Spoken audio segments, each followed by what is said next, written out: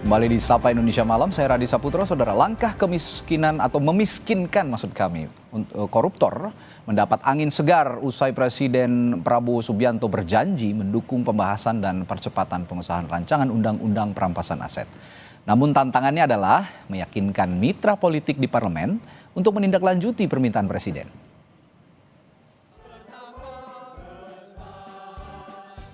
Presiden Prabowo Subianto berjanji mendukung proses pembahasan dan percepatan pengesahan rancangan Undang-Undang Perampasan Aset.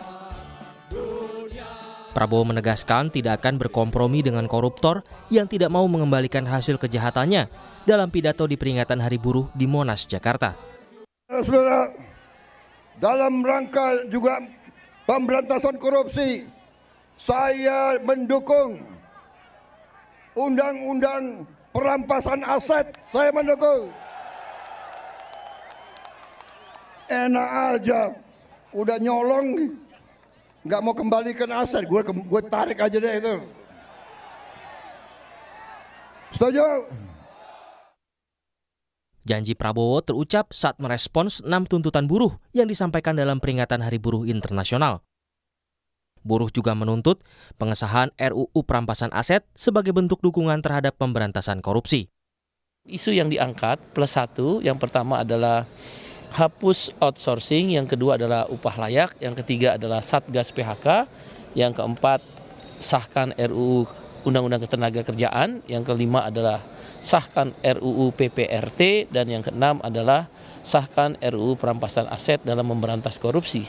Dan satu lagi adalah ratifikasi konvensi ILO nomor 188 tentang perlindungan buruh perikanan. Pembahasan RUU Perampasan Aset menjadi tuntutan banyak pihak untuk memberantas korupsi di negeri ini. RUU Perampasan Aset kali pertama diinisiasi Pusat Pelaporan dan Analisis Transaksi Keuangan sejak 2003. RUU ini kemudian masuk program legislasi nasional DPR pada 2005-2009 dari total 31 RUU Prolegnas Prioritas 2008. Di periode berikutnya, RUU Perampasan Aset kembali masuk Prolegnas dan berubah nama menjadi RUU Perampasan Aset Tindak Pidana. Pada era pemerintahan Presiden Joko Widodo, pemerintah telah mengirimkan surat Presiden untuk membahas RUU Perampasan Aset pada pertengahan Mei 2023. Akan tetapi, hingga masa jabatan DPR periode 2019-2024 berakhir, surat Presiden tidak ditindaklanjuti ke pembahasan RUU. Pada April 2023, survei Litbang Kompas mencatat lebih dari 82% responden menilai RUU Perampasan Aset mendesak untuk dibahas di DPR. 13,6% berpendapat tidak mendesak dan 4,2% menjawab tidak tahu. Di survei yang sama, 78,5% responden setuju negara berhak merampas aset penyelenggara negara yang tidak wajar dan berasal dari sumber yang tidak sah. Yang tidak setuju sebanyak 15,2% dan tidak tahu 6,3%. Namun, apakah RUU Perampasan Aset bakal memberi efek jera koruptor? 61% responden memiliki keyakinan tersebut. Sementara 34,9% tidak yakin dan 3,8% menjawab tidak tahu. Menurut Wakil Ketua Badan Legislasi DPR Ahmad Doli Kurnia, RUU Perampasan Aset Tindak Pidana sudah masuk prolegnas, namun belum menjadi prioritas. Kita juga sudah memasukkan rencana pembahasan pembentukan undang-undang tentang perampasan aset itu di dalam prolegnas pembahasan undang-undang. Nah, memang masuk masih dalam long list, belum masuk di 2025. Nah, kenapa? Karena waktu itu kita sama pemerintah sepakat untuk kemudian menyesuaikan ya tentang ini kan berawal dari konvensi di PBB ya, United Nations Convention Against Corruption gitu loh. Nah, dan ini juga harus kita sesuaikan dengan mazhab, sistem dan konsep hukum kita. Sementara peneliti Pusat Studi Politik, Hukum Pemilu dan Demokrasi Universitas Andalas, Ferry Amsari bilang, RUU ini bisa berjalan jika Prabowo bisa meyakinkan koalisi politiknya. Tapi apakah mungkin ini mampu dilaksanakan jika melihat tabiat koruptor yang cukup luar biasa di berbagai ruang selalu ada mereka, termasuk pembentuk undang-undang, gitu ya. Nah, ini kerepotannya di sana, apakah mampu Presiden meyakini teman-teman politiknya di parlemen untuk kemudian ikut menyetujui bersama Undang-Undang Perampasan Aset. RUU Perampasan Aset Tindak Pidana dinilai dibutuhkan karena selama ini upaya pemberantasan korupsi tidak disertai dengan langkah pemiskinan koruptor sehingga banyak aset atau kekayaan negara yang tetap menjadi milik koruptor meski mereka dihukum pidana. Tim Liputan Kompas TV. Saudara, Presiden Prabowo Subianto berjanji akan mendukung proses pembahasan dan percepatan pengesahan rancangan Undang-Undang Perampasan Aset. Lalu apa langkah konkret pembahasan aturan perampasan aset ini? Kita bahas bersama Sodeson Tandra, anggota Komisi 3 DPR RI dari fraksi Partai Golkar dan peneliti Pusat Kajian Anti Korupsi PUKAT UGM, Zainur Rahman. Bung Deson dan Mas Rohman, selamat malam. Selamat malam. Selamat malam. Baik. Mas Rahman. Ya. Salam warahmatullah. Bung Deson, ini tadi kita sudah simak bersama di berita pengantar. Pak Presiden bilang enak aja udah nyolong, nggak mau membalikin aset katanya. Gue tarik aja deh kalau gitu. Meskipun dengan gayanya yang sedikit berkelakar, tapi menurut saya ini cukup keras begitu untuk menegaskan bahwa RUU perampasan aset ini penting untuk dibahas di DPR. Tindak lanjut dari DPR gimana? Kapan didorong masuk prioritas prolegnas, Bung Deson? Ya, terima kasih. Jadi pernyataan Presiden itu kan pernyataan politik Ya. pemimpin negara. Tentu Presiden di dalam koalisi ini kan sangat besar. Ya, kami dari Partai Golkar kan juga bagian dari koalisi. Ya. Sehingga kami menanggapi pernyataan Presiden itu secara serius dan kami mendukung penuh. Ya, tentu kami pasti yakin bahwa pimpinan partai akan menginstruksikan kepada alat kelengkapan partai di DPR yaitu fraksi Golkar untuk ya menerjemahkan ya pidato Presiden tadi ya secara teknis di DPR nanti. Kira-kira demikian. Oke. Ini RUU ini kan sudah dibahas di periode lalu sebenarnya, dan tadi juga oleh kolega Anda Bung Ahmad Doli Kurnia juga bilang ini sebenarnya sudah masuk prolegnas tapi belum ada di low list, belum ada jadi prioritas. Kendalanya di mana sih sejauh ini, kenapa belum jadi prioritas? Kami melihat bahwa ini tidak ada kendala. Ini cuma masalah teknis, ya. Oke. Nah, menurut kami inilah saat yang tepat. Kenapa demikian? Karena kami khususnya di Komisi 3 lagi akan membahas ya 4 undang-undang yang penting. 1 KUHP, KUHAP, mohon maaf. Yang kedua Undang-Undang Kepolisian, yang ketiga Undang-Undang Kejaksaan, yang keempat adalah Mahkamah Agung. Oke. Ya, justru dengan adanya Undang-Undang Perampasan Aset, ya, hasil tindak pidana ini kan menjadi sinkron dan komplit. Ya kan, kita tidak bicara sektoral, tapi kita bicara ini secara komplit, komprehensif, sehingga memenuhi unsur tujuan hukum. Kepastiannya ada dan keadilan bagi seluruh pihak di dalamnya. Misalnya kita kemudian melihat bahwa Undang-Undang Perampasan Aset ini kan sudah disebutkan dengan jelas hasil tindak pidana. Ya kan? Kita harus mengerti ini karena di dalam praktik ternyata banyak sekali terjadi bahwa sita itu kemudian kepada benda-benda yang kemudian diklaim bahwa itu bukan hasil tindak pidana. Atau kita bicara mengenai KUHP ya. Jadi saya mau mundur sedikit ya. Antara perampasan aset dan sita ini kan dua hal yang berbeda, tetapi mempunyai hubungan, ya kan? Benda itu kemudian bisa dirampas kalau kemudian tindakan pertama adalah sita, kan begitu. Nah, jadi kemudian kalau kita bicara mengenai KUHP, ya, definisi KUHP itu kan sekarang sita itu kepada benda, ya, hasil kejahatan atau benda yang digunakan untuk melakukan suatu kejahatan, ya kan? Nah, tujuan dari sita itu adalah pembuktian.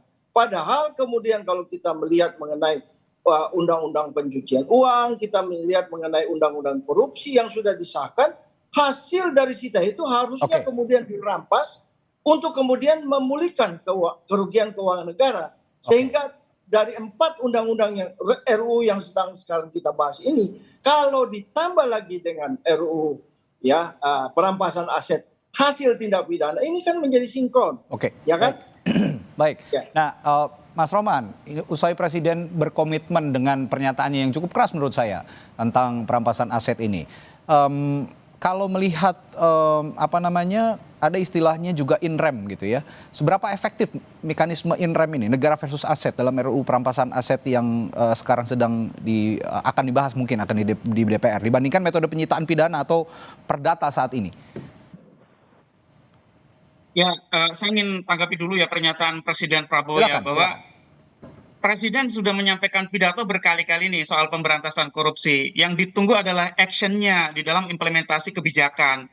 Nah, saya berharap Presiden Prabowo segera konsolidasikan partai politik pendukungnya untuk segera mendukung RUU perampasan aset ini dibahas di DPR, jadikan sebagai prioritas, prolegnas prioritas.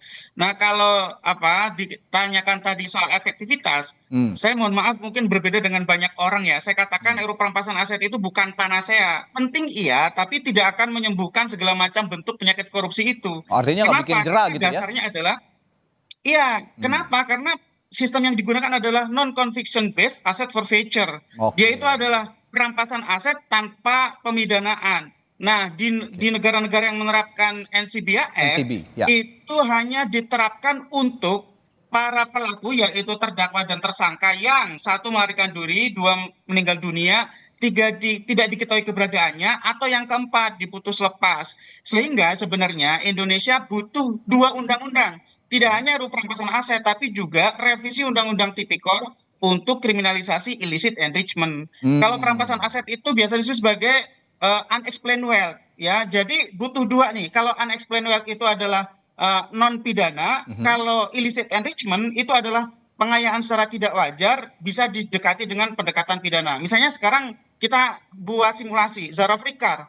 Zara Frikar orangnya ada, hartanya didapatkan 920 miliar dan 51 kilogram emas, diduga berkaitan dengan tindak pidana. Itu kalau orangnya ada, orangnya hidup, orangnya di Indonesia, tidak bisa dijerat menggunakan RUU perampasan aset kalau nanti sudah disahkan gitu ya. Kenapa? RUU perampasan aset itu nanti kalau sudah disahkan hanya untuk yang lari, yang goib, yang meninggal dunia itu tadi. Itu bisa dijerat dengan menggunakan illicit enrichment. Jadi sebenarnya ini banyak sekali yang harus dikerjakan oleh pemerintahan ini, satu persatu harusnya dicicil, tetapi mohon maaf sejauh ini masih di level pidato. Kalau melihat perdebatan terkait non-conviction based atau illicit enrichment begitu, sejauh mana Anda melihat komitmen DPR ini bisa mewujudkan pembahasan soal ini? Mengingatkan kalau tadi Pak Prabowo sudah bilang begitu, tapi untuk urusan legislasi ini ranahnya ada di DPR. Bagaimana Anda melihat ini? Ya, ini surprise-nya dari Pak Presiden Jokowi bahkan dari periode lalu, meskipun di ujungnya di injury time gitu ya. Harapannya gitu ya, sekarang jangan seperti yang kemarin. Saya melihat yang kemarin itu ada semacam ketakutan gitu ya. Apakah takut seperti bumerang akan menyerang diri sendiri gitu ya, senjata makan tuan, atau seperti apa? Kalau yang sekarang, periode sekarang saya harapkan tidak. RUU perampasan aset itu tidak seram kok. Yang seram itu adalah illicit enrichment di dalam RUU Tipikor gitu ya. Jadi saya harap ya, DPR segeralah untuk masukkan itu dalam shortlist, masukkan dalam prolegnas prioritas, segera bahas. Nah itu menurut saya bisa terjadi kalau elit-elit partai, khususnya ketum-ketumnya, itu dikoordinir oleh Presiden Prabowo. Kalau Presiden Prabowo itu sudah berkehendak, saya pikir seperti halnya cerita-cerita RUU sebelumnya itu kan dalam tanda kutip bisa dengan semalam suntuk itu kemudian paginya sudah jadi gitu ya. RUU TNI bisa cepat. Dulu sebelumnya RUU Pertambangan bisa cepat. Dulu sekali RUU Undang-Undang KPK 1919 usianya cuma 13 hari. Cipta Kerja itu juga bisa cepat. Kalau Presiden mau bisa cepat. Mau beneran apa enggak itu. Yang kedua, kalau DPR-nya tidak mudah untuk dikonsolidasikan, Presiden punya kewenangan namanya Perpu, sehingga di masa sidang berikutnya mau tidak mau wajib dibahas oleh DPR. Itu bisa menunjukkan komitmen nyata Presiden. Kalau gitu kapan publik juga butuh kepastian sebenarnya Bung Desron? Kapan sih sebenarnya ini bisa masuk benar-benar dibahas? Karena kalau memang tadi melihat perdebatan yang terjadi, termasuk tadi kata Mas Rohman bahwa yang serem itu bukan perampasan aset, tapi illicit enrichment. Nah, sikap DPR kira-kira kalau masuk dalam pembahasan ini bagaimana? Ya, tentu saya yakin, saya percaya bahwa elit-elit partai politik, pimpinan partai politik pasti menanggapi secara serius ya apa yang disampaikan oleh Presiden pada pidato yang di Hari Buruh kemarin, dan ini saya yakin bahwa ini akan segera dibahas ya di DPR. Kita jangan terlalu curiga atau terlalu berprasangka yang berprasangka yang buruk lah terhadap apa yang ditujukan oleh Presiden kepada publik tadi. Dan tentunya kami di DPR sangat serius dan kami percaya, saya sendiri percaya. Publik tidak akan curiga, Bung Deson. Sorry, saya potong sebentar. Publik tidak akan curiga, mungkin kalau memang ada kepastian kapan dibahas sehingga kita bisa sama-sama mengawasi.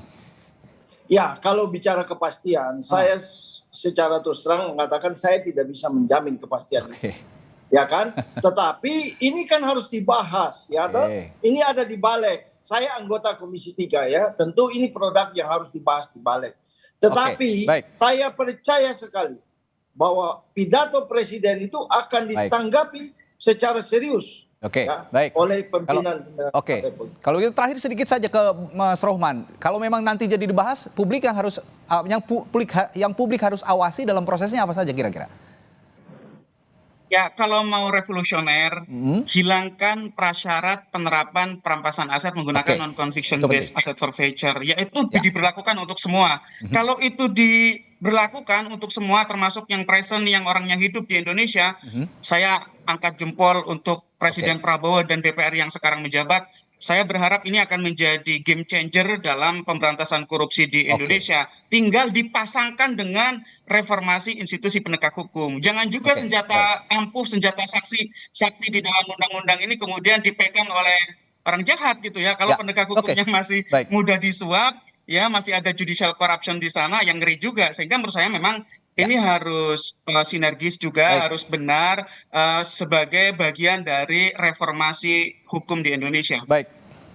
Kata kuncinya game changer kalau Mas Rohman. Kita harapkan memang jadi game changer, bisa memberikan efek jera bagi koruptor-koruptor yang selalu saja punya excuse begitu ya untuk melakukan korupsi. Baik, terima kasih Mas Rohman dan juga Bung Deson telah bergabung di Sapa Indonesia Malam hari ini. Sampai jumpa lagi, Bapak. Terima kasih.